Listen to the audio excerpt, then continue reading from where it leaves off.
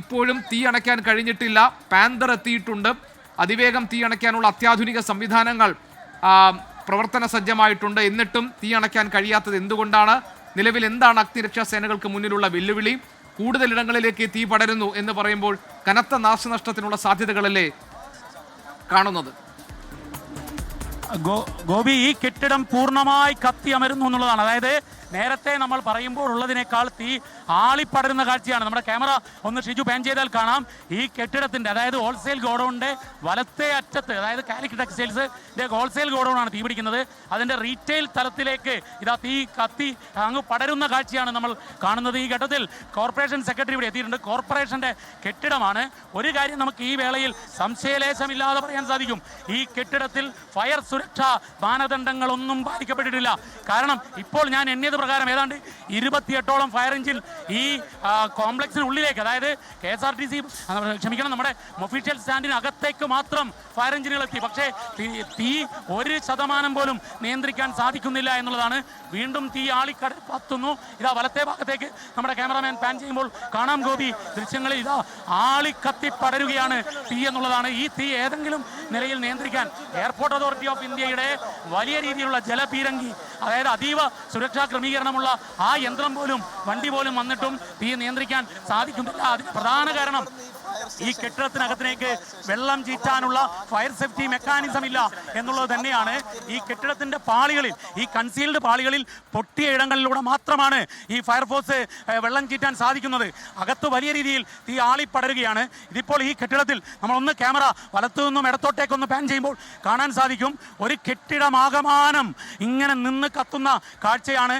ഏതെങ്കിലും രീതിയിൽ നിയന്ത്രിക്കാൻ സാധിച്ചിട്ടില്ല എന്നുള്ളതാണ്. മാത്രവുമല്ല 4:15 കണ്ട തീയാണ്. ഇപ്പോൾ സമയം 7:15 അടുക്കുന്നു. ഒരർത്ഥത്തിലും തീ നിയന്ത്രിക്കാൻ സാധിക്കുന്നില്ല. ഇതിന്റെ കാരണം ഈ കെട്ടിടത്തിന്റെ നിർമ്മാണത്തിൽ തന്നെ ഈ അഗ്നി സുരക്ഷാ സംവിധാനങ്ങൾ തീരെ പാലിച്ചിട്ടില്ല എന്നത് തന്നെയാണ് ഗോപി.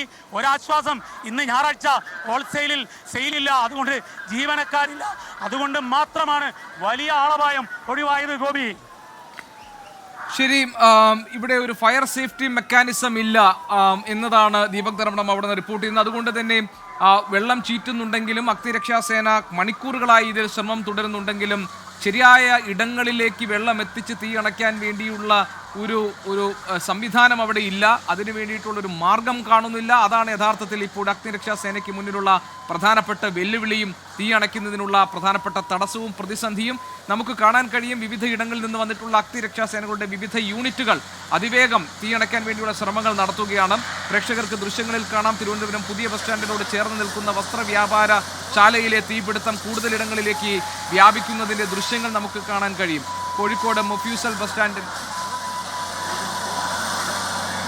കോഴിക്കോട് പുതിയ ബസ് സ്റ്റാൻഡിൽ ഇപ്പോൾ തീ അണയ്ക്കാൻ വേണ്ടിയുള്ള ശ്രമങ്ങൾ നടക്കുന്നുണ്ട്. അതിവേഗം, അത്യധികം ഊർജിതമായി ആ ശ്രമങ്ങൾ മുന്നോട്ട് പോകുന്നതിൻ്റെ ദൃശ്യങ്ങൾ നമുക്ക് കാണാം. പക്ഷേ നിർഭാഗ്യവശാൽ തീ അണയ്ക്കാൻ ഇപ്പോഴും കഴിഞ്ഞിട്ടില്ല.